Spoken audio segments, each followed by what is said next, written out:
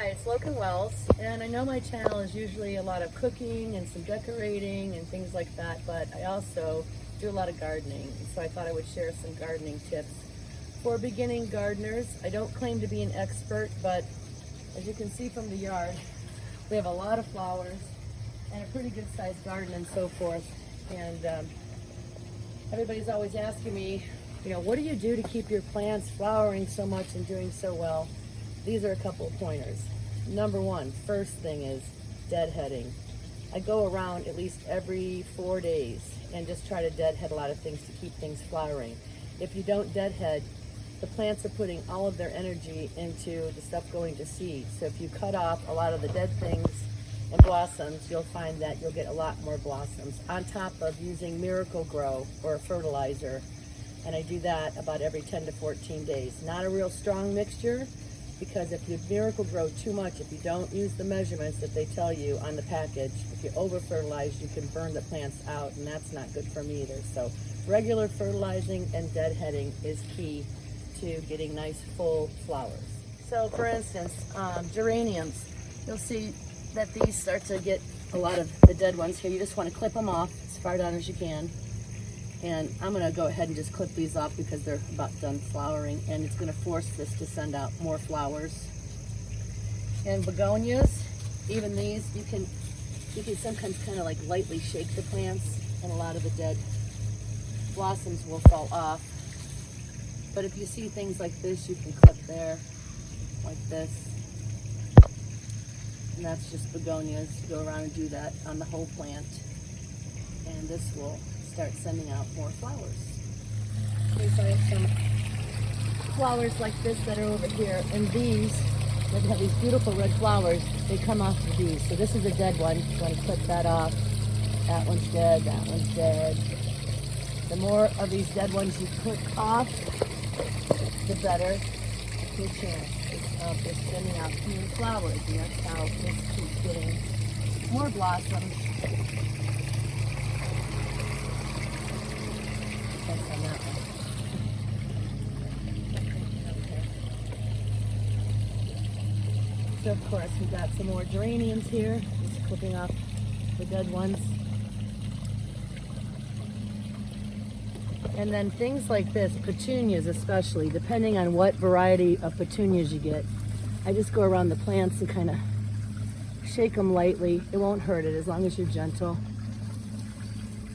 And then any spent blossoms, like you'll see these things right here, I just clip those off.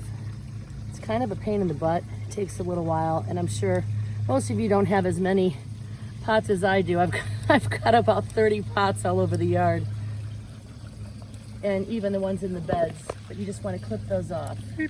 So I probably picked a bad day to video this because we've had a lot of rain the last 3 days. I mean, like downpours.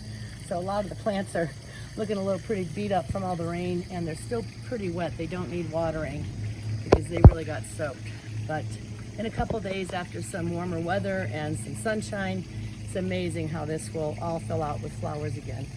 But basically, when you have a plant that's like this, you can just do a gentle shaking, and you'll start to see a lot of the dead stuff will kind of come off, the dead blossoms.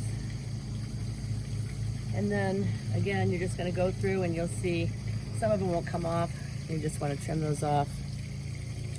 And this is a good thing to do when you've just got some time, you want some quiet time. Grab yourself a cup of coffee, do this in the morning to enjoy the peace and quiet, and just deadhead all your plants.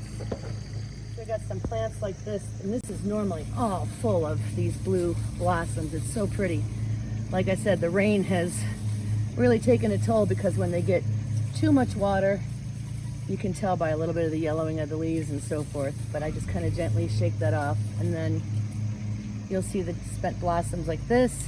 Just go around and deadhead, clip those off, and it will force this to put out some more flowers as well. So I've got some of these flowers too, like your marigolds.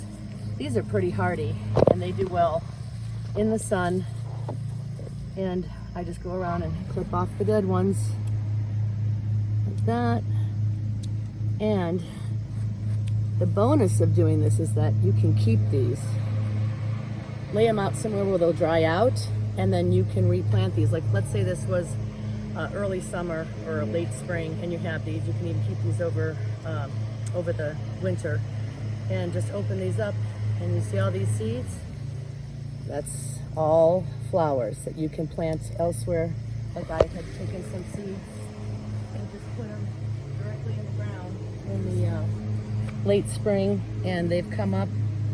Some of them have done better than others. Like I said, we've had a lot of rain, so a lot of these flowers aren't looking their best, but you can start a lot of flowers yourself. Take these, put them in little starter pots, or just direct seed them, even in the garden. It's all good. So that's one benefit of marigolds. So here's one more little vignette of stuff on my old-fashioned truck here. But this particular petunia, it's got a lot of bigger blossoms on it. I just go along. Here's one that's been spent. You'll see a lot of these things like this right here. Clip that off. That off. There's some here. Any of them that look like they're even already kind of on their last leg and wilting, you can cut that. And this has kept this flowering beautifully. We just need some sunshine and some heat. It's August. Come on, August, make my flowers pretty. But that's my suggestions for today about deadheading.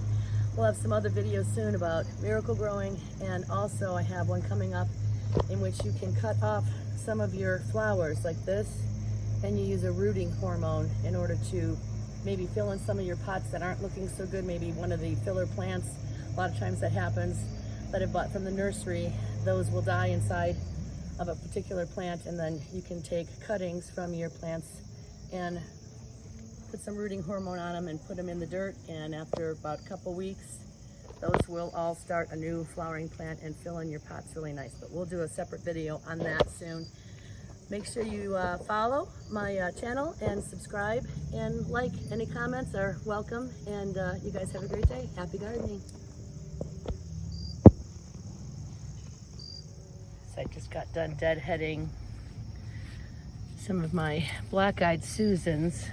Oh, cricket is yelling at me. Get out of here, you're disturbing me. But if you see any that are kind of on their last leg, if you cut those off, it will put more energy into creating more flowers. And if you're lucky, these will last all the way into September, maybe even October if the weather's permitting. This one here wasn't doing as well. There's really not anything to cut off yet. I'm gonna leave those with the flowers. That one didn't do as well as that side, but those spread on their own, and hopefully those will spread over into this bed here too. We've got our morning glories, which are just about ready to start producing flowers. And that will look beautiful when those start. I'll have to post a video of that. This is my Wisteria plant, and I was always cutting it back every year.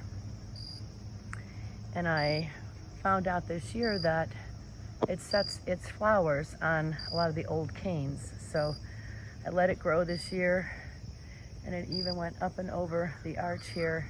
And in the, I think it was maybe late May, early June, we had some really beautiful clusters of those purplish blue flowers. They look like little clusters of grapes.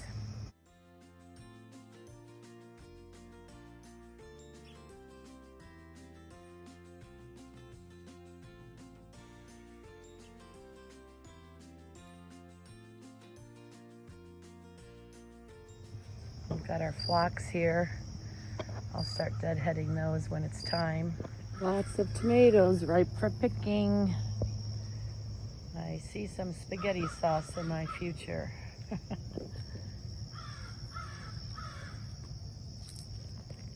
Same thing with tomatoes. If you keep picking the fruit, they'll produce more tomatoes. We've got some collard greens. I got some picking to do, the harvest.